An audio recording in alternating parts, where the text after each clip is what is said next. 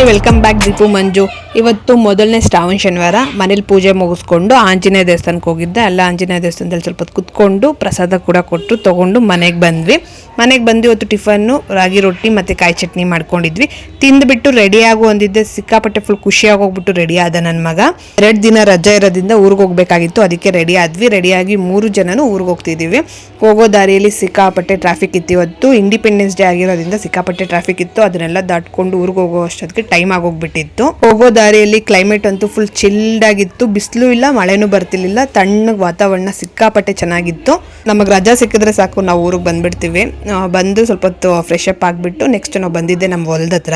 ಅಡಿಕೆ ಗಿಡ ಎಲ್ಲ ಹೇಗಿದೆ ಅಂತ ನೋಡಕ್ ಬಂದ್ವಿ. ಆ ಕಡೆ ಮಳೆ ಬಿದ್ದಿಲ್ಲ, ಇನ್ನ ಮಳೆ ಬೀಳ್ಬೇಕು. ಬೋರ್ ಇದೆ, ಬೋರ್ ಇದ್ರೂ ಮಳೆ ಬಂದ್ರೆ ಚೆನ್ನಾಗಿರುತ್ತೆ ಅಂತ ಹೇಳಿದ್ರು ನಮ್ಮ ಮನೆಯವರು.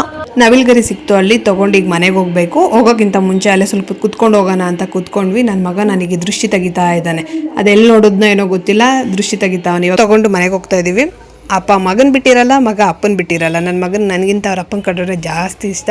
ಸೊ ತೊಗೊಂಡು ಮನೆಗೆ ಹೋಗ್ತಾ ಇದ್ದೀವಿ. ಫ್ರೆಶ್ ಅಪ್ ಆಗಿಬಿಟ್ಟು ಇವತ್ತು ಶನಿವಾರ ಆಗಿರೋದ್ರಿಂದ ಶನ್ಮಾತ್ಮ ದೇವಸ್ಥಾನಕ್ಕೆ ಹೋಗಬೇಕು. ಹಾಗೆ ಶನ್ಮಾತ್ಮ ದೇವಸ್ಥಾನಕ್ಕೆ ಹೋಗ್ಬಿಟ್ಟು ಇವತ್ತು ಅಲ್ಲೇ ಪೂಜೆ ಎಲ್ಲ ಮುಗಿಸ್ಕೊಂಡು ಅಲ್ಲೇ ಸ್ವಲ್ಪ ಕುತ್ಕೊಂಡು ಹರಿಕತೆ ಎಲ್ಲ ಇತ್ತು ಅಂದರು. ಬಟ್ ನಾವೇನು ಕೇಳಿಲ್ಲ, ನಮ್ಮ ಅತ್ತೆ ಇದ್ದರು. ನಾವು ಬಂದುಬಿಟ್ವಿ ಊಟ ಮಾಡಿಕೊಂಡು.